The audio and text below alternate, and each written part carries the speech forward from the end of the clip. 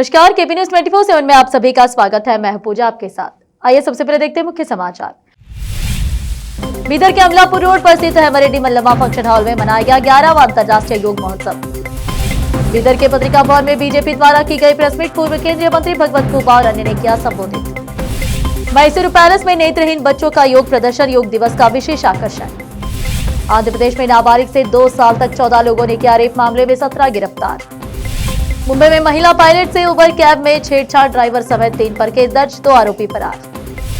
पंजाब के लिए ऐतिहासिक क्षण, मुख्यमंत्री की ओर से 54,422 युवाओं को दी गई सरकारी नौकरी।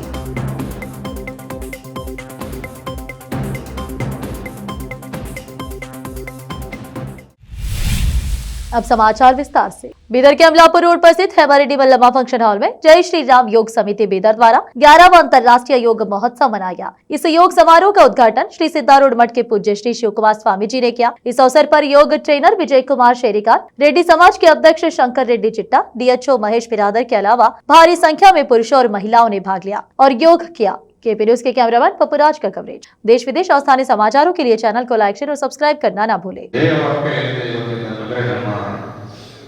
ದೇಶದ ಒಂದು ಧ್ಯೇಯವಾಕ್ಯ ಯೋಗ ಯಾವುದೇ ಒಂದು ದಿನಾಚರಣೆ ಮಾಡಬೇಕಾದ್ರೆ ಒಂದು ಧ್ಯೇಯವಾಕ್ಯ ಅಂದರೆ ಒಂದು ಭೂಮಿ ಒಂದು ಆರೋಗ್ಯಕ್ಕಾಗಿ ವಿಶ್ವದೆಡೆ ಯೋಗ ಅಂತ. ಇವತ್ತ ಸುಮಾರು 2014ನೇ ಇಸ್ವಿಯಲ್ಲಿ ನಮ್ಮ ಮೋದಿಜಿಯವರಂತಂದ್ರೆ ಅಂತಾರಾಷ್ಟ್ರೀಯ ಯೋಗ ದಿನಾಚರಣೆ ಅಂತೇಳಿ ಪ್ರಾರಂಭವನ್ನು ಮಾಡಿದ್ರು. ಇದರ ಮುಖ್ಯ ಉದ್ದೇಶ ಏನಂತಂದ್ರೆ ಸುಮಾರು ನಮ್ಮ ಸಮಾಜದ ವತಿಯಿಂದ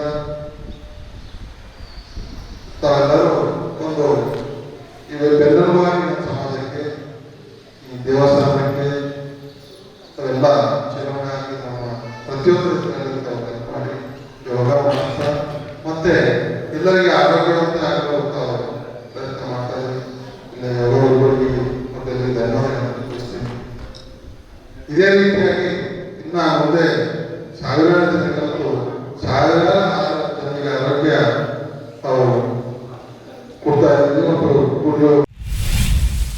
आज रविवार 22 जून को बीदर के पत्रिका भवन में बीजेपी द्वारा एक प्रेस मीट आयोजित की गई, जिसमें पूर्व केंद्रीय मंत्री भगवत खूबा के अलावा बीजेपी के जिला अध्यक्ष सोमनाथ पाटिल ने संबोधित किया। भगवत खूबा ने कहा कि बीदर जिला सहकारी केंद्रीय बैंक से किसानों को ऋण सुविधा नहीं मिल रही है। पूर्व केंद्रीय मंत्री भगवत खूबा ने दावा किया कि किसान संघर्ष कर रहे हैं और गरीबी के भंवर से फंस गए हैं। उन्होंने कहा कि जब मैं मंत्री था तो मैंने जिले में फसल बीमा मुआवजे में 600 करोड़ रुपए लाए थे, लेकिन 2023-24 में 2,01,000 लोगों ने पंजीकरण कराया और केवल 12.60 करोड़ रुपए दिए गए। पड़ोसी कलबुर्गी जिले में 2,04,000 लोगों ने पंजीकरण कराया और फसल बीमा मुआवजे में 656 करोड़ रुपए दिए गए। यह जिले के प्रभारी मंत्री के लिए शर्म की बात है। जिले में एक असली कंपनी है, ईश्वर खंडरे, अमर खंडरे और सागर खंडरे इसके सदस्य है। भाजपा जिला अध्यक्ष सोमनाथ पाटिल ने कहा कि 25 जून को आपातकाल की 50वीं वर्षगांठ के उपलक्ष्य में मयूर क्रॉस के पास काला दिवस कार्यक्रम का आयोजन किया गया है। इस अवसर पर राजशेखर नागमूर्ति, ज्ञानेश्वर पाटिल, श्रीनिवास चौधरी, बसवराज पवार, शशधर हुसरली आदि प्रमुख लोग उपस्थित थे। केपी न्यूज के कैमरामैन पपुराज का कवरेज। देश विदेश और स्थानीय समाचारों के लिए चैनल को लाइक, शेयर और सब्सक्राइब करना ना भूले।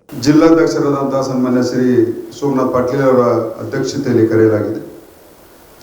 ವೇದಿಕೆ ಮೇಲೆ ಉಪಸ್ಥಿತರಿರುವಂತಹ ಬಸವರಾಜ್ ಪವಾರ್ ಅವರೇ, ರಾಜಶೇಖರ್ ನಾಗಮೂರ್ತಿ ಅವರೇ, ज्ञानेश्वर पाटिल ಅವರೇ, ಚೌಧರಿ ಅವರೇ ಹಾಗೂ ಮಾಧ್ಯಮದ ಮಿತ್ರರೇ, ಜಿಲ್ಲೆಯ ಜನತೆ ಅದು ಮಠಾಧೀಶರಾಗಿರಬಹುದು, ಯಾವುದೇ ರಾಜಕೀಯ ಪಕ್ಷದಾಗಿರಬಹುದು, ಪ್ರತಿಯೊಬ್ಬನ ನಾಗರಿಕನಿಗೆ ರೈತ ಬೆಳೆದಂತ ಬೆಳೆಗಳನ್ನ ಆಹಾರವಾಗಿ ಸ್ವೀಕಾರ ಮಾಡುವಂತ ಎಲ್ಲರನ್ನ ಕುರಿತು ನನಗೆ ಗೊತ್ತಾ, ರೈತರ ಸಮಸ್ಯೆಗಳು ಯಾವ ರೀತಿ ಎದುರಿಸ್ತಾ ಇದ್ದಾರೆ ಅನ್ನುವಂಥದ್ದನ್ನ ನಿಮ್ಮೆದುರಿಗೆ ಇಡ್ಲಿಕ್ಕೆ ನಾನು ಬಯಸ್ತಾ ಇದ್ದೀನಿ। ಇವತ್ತು ಜಿಲ್ಲೆಯ ಸರ್ಕಾರದಲ್ಲಿರುವಂತ ಮಂತ್ರಿಗಳು, ಸಹಕಾರ ಕ್ಷೇತ್ರದಲ್ಲಿರುವಂತ ಸಂಸ್ಥೆಗಳ ಅಧ್ಯಕ್ಷರು, ಅವರ ಹೇಳಿಕೆಗಳು ಮತ್ತು ನಡವಳಿಕೆಗಳು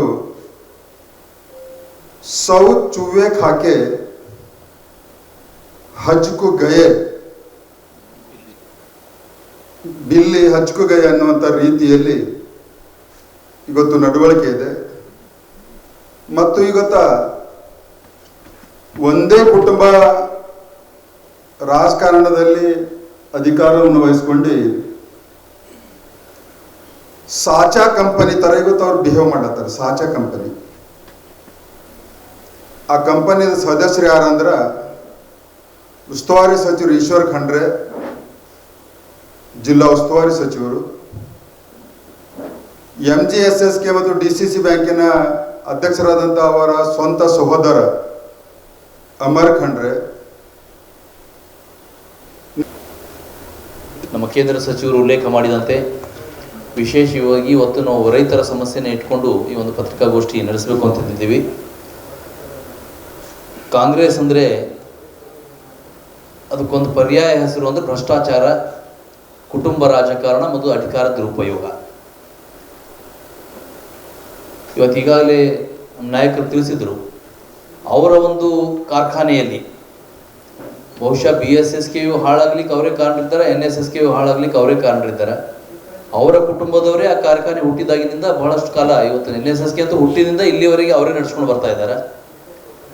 MGSSK ಅನ್ನು NSSKಯಲ್ಲಿ ಏನೋ ಆಗಿದ್ದಕ್ಕೆ ಒಬ್ಬ ರಾಜಕೀಯ ಮುಖಂಡರನ್ನು ಜೈಲಿಗೆ ತಳ್ಳುವವರೆಗೆ ಇವರು ತಮ್ಮ ಅಟ್ಟಹಾಸವನ್ನು ಮೆರೆದಿದ್ದಾರೆ. ತಾವು ಮಾಡಿದರೆ ಚಮತ್ಕಾರ, ಇನ್ನೊಬ್ಬರು ಮಾಡಿದಾಗ ಬಲಾತ್ಕಾರ ಅನ್ನುವಂಥ ಒಂದು ನೀತಿ ಇವ್ರದ್ದಾಗಿದೆ. ಇದು ಕೇವಲ ಇಲ್ಲಿ ಈಶ್ವರ್ ಖಂಡ್ರೆ ಅವರಿಗೆ ಸೀಮಿತ ಇಲ್ಲ, ಇವರಿಂದ ರಾಹುಲ್ ಗಾಂಧಿವರೆಗೆ ಇದು ನಡೀತಾ ಇದೆ. ಇವತ್ತು ಜಿಲ್ಲೆಯಲ್ಲಿ ಯಾವುದಾದ್ರೂ ಕಾರ್ಯಕರ್ತ ಒಂದು ಹೋರಾಟ ಮಾಡಿದರೆ ಅವ್ರ ವಿರುದ್ಧ ಒಬ್ಬರಲ್ಲ 50 ಜನರ ಮೇಲೆ ಅಧಿಕಾರ ದುರುಪಯೋಗ ಮಾಡಿಕೊಂಡು ಕೇಸ್ ಹಾಕಿಸುವಂಥ ಪ್ರವೃತ್ತಿ ಇವ್ರ ಹತ್ರ ನಡೀತಾ ಇದೆ. ಮೊನ್ನೆ ಒಂದು ಕಮಲ್ನಗರದಲ್ಲಿ ನಡೆದಂಥ ಒಂದು ಘಟನೆಯ ಉದಾಹರಣೆ. ಇವತ್ತು ಗೋ ಹತ್ಯೆ ಮಾಡಬಾರ್ದು ಅಂತ ಎಲ್ಲ ಕಡೆ ಇದೆ. ಇದ್ರ ಬಗ್ಗೆ ಎಲ್ಲ ಕಡೆ ನಾವು ಹಿಂದೂ ರಾಷ್ಟ್ರ, ಇಲ್ಲಿ ಗೋಮಾತೆಗೆ ರಕ್ಷಣೆ ಸಿಗಲಿಲ್ಲ ಅಂತ ಎಲ್ಲಿ ಸಿಗುತ್ತೆ? ಅಲ್ಲಿ ಕೆಲವೊಂದು ಯುವಕರು ಗೋ ಹತ್ಯೆ ಮಾಡಿದ್ದಕ್ಕೆ ಒಂದು ಟೈರ್ ಸುಟ್ಟಿದ್ದಕ್ಕೆ ಇವತ್ತು FIR ಮಾಡೋದು ಎಷ್ಟು ಜನರ ಮೇಲೆ ಅಂತಂದ್ರೆ 50 ಜನ ಯುವಕರ ಮೇಲೆ FIR ಮಾಡಿದ್ದಾರೆ.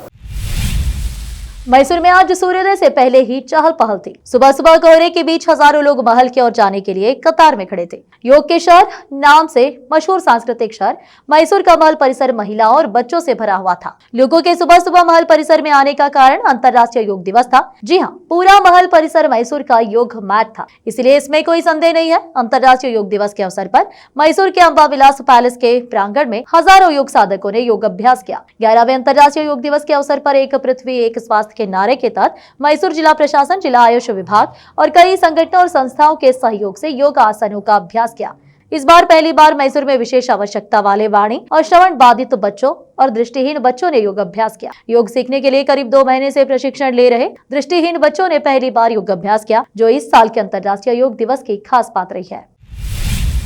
21 जून को दुनिया भर में योग दिवस के तौर पर मनाया गया इस विश्व प्रसिद्ध योग में मंगलुरु की एक छोटी बच्ची ने 2 रिकॉर्ड बनाया है। जी हाँ, शरीर को पूरी तरह से मोड़कर कपोतासन करने वाली बच्ची का नाम शरण्या शरत है। वह मंगलुरु के फलनीर में सेंट मैरी एजुकेशन इंस्टीट्यूशन में 3री क्लास में पढ़ती है। उसकी उम्र महज 8 साल है। इस उम्र में उसने 1 घंटे 2 मिनट और 30 सेकंड तक बिना शरीर हिलाए कपोतासन किया है। इससे पहले तमिलनाडु की हरिनीता BS ने यही कपोतासन 15 मिनट तक करके इंडिया बुक ऑफ रिकॉर्ड में अपना नाम दर्ज कराया था। इस रिकॉर्ड को तोड़ने वाली शरण्या शरत ने अब इंडिया बुक ऑफ रिकॉर्ड्स के साथ साथ world wide book of records में भी अपना नाम दर्ज करा लिया है। बहुत छोटी उम्र से ही शरण्या शरत अंतर्राष्ट्रीय योग गुरु कविता अशोक से योग आसन सीख रही थी। यह उपलब्धि ही संभव है।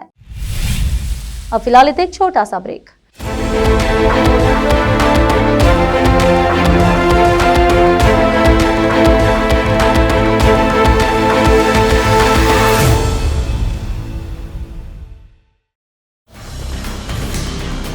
हिंदुस्तान के हर कोने में हम हैं मौजूद। 24 घंटे हालात पर गहरी नजर,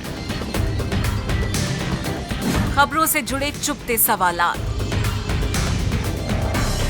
और आपको दिखाता है धार्मिक, सामाजिक, राजनीतिक, लोकल और इंटरनेशनल न्यूज की सबसे बेहतर कवरेज, जो आपको रखती है हर पल बाखबर। देश और दुनिया भर की खबर के लिए देखते रहें KP News 24/7। Noor education trust Bidar की ओर से चलाए जाने वाला Noor MEd and BEd college Bidar, recognised by NCTE Delhi and affiliated to Bidar university Bidar. Admission are open for the academic year 2023-24। विशेषज्ञ और सक्षम शिक्षकों द्वारा शिक्षा प्राप्त करने के लिए नूर एमएड एंड बीएड कॉलेज में दाखिला लें और शांत वातावरण में शिक्षा प्राप्त करें। बीदर शहर में बेहतर शिक्षा का एकमात्र केंद्र Noor MEd and BEd college, Shahpur gate, Bidar. Phone numbers 9945283920, 8482221297।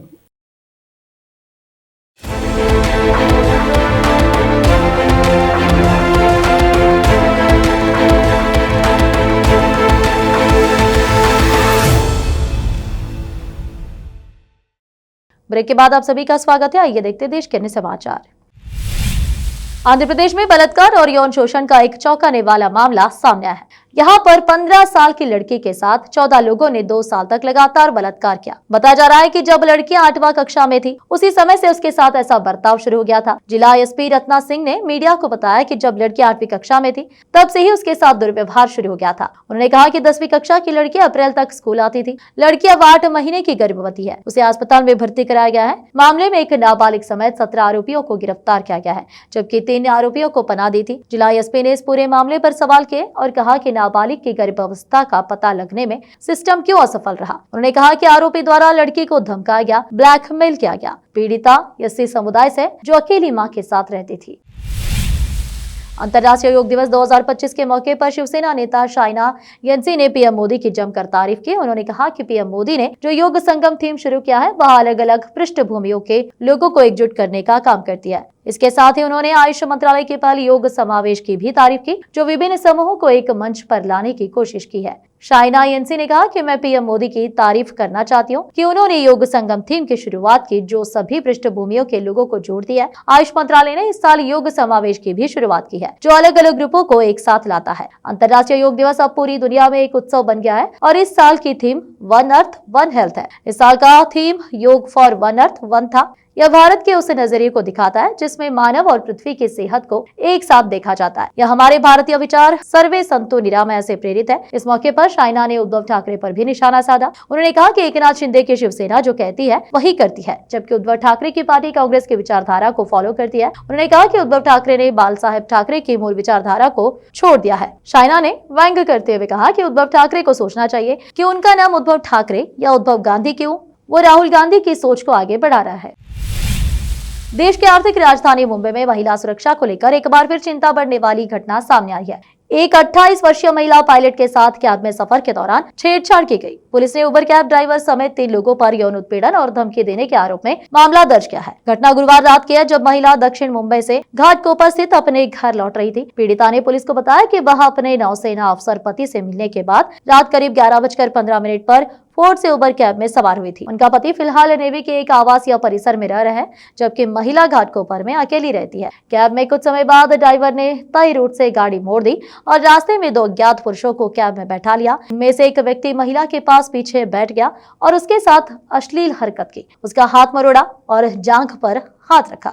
जब महिला ने विरोध किया और चिल्लाई तो दूसरे व्यक्ति ने उसे धमकाया। घटना के दौरान कैब ड्राइवर ने न तो कोई विरोध किया, न ही दोनों अजनबियों को रोकने की कोशिश की। महिला के मुताबिक करीब 25 मिनट की यात्रा के बाद यह सब हुआ। थोड़ी ही देर में कैब एक पुलिस नाके के पास से गुजरी, जिसे देखकर दोनों आरोपी कैब से उतरकर फरार हो गए। ड्राइवर महिला को चुपचाप उसके घर छोड़ गया। अब फिलहाल एक और छोटा सा ब्रेक। हिंदुस्तान के हर कोने में हम हैं मौजूद। 24 घंटे हालात पर गहरी नजर, खबरों से जुड़े चुपते सवालात और आपको दिखाता है धार्मिक, सामाजिक, राजनीतिक, लोकल और इंटरनेशनल न्यूज की सबसे बेहतर कवरेज, जो आपको रखती है हर पल बाखबर। देश और दुनिया भर की खबर के लिए देखते रहें केपी न्यूज 24/7।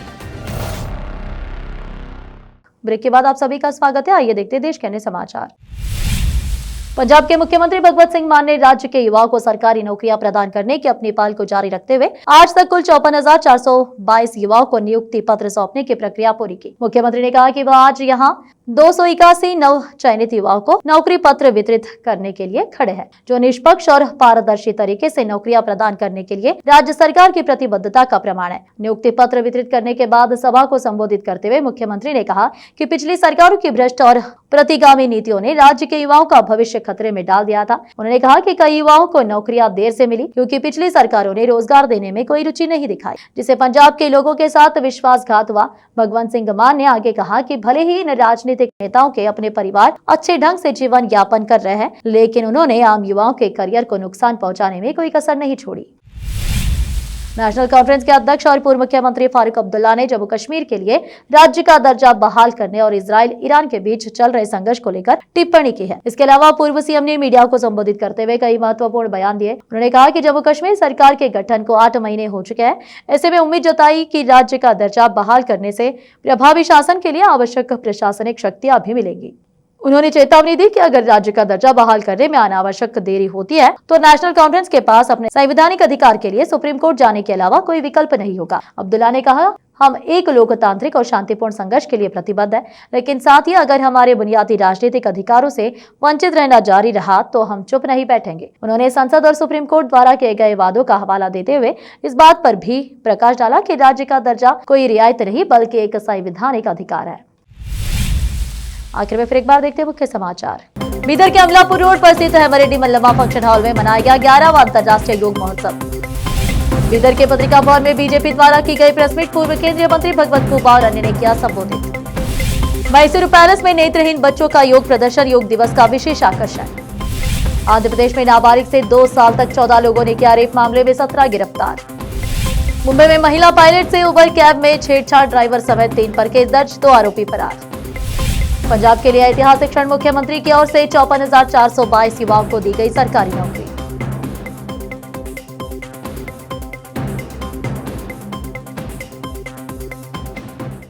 देश विदेश और स्थानीय समाचार के लिए देखते रहिए आपका अपना चैनल KP News 24/7।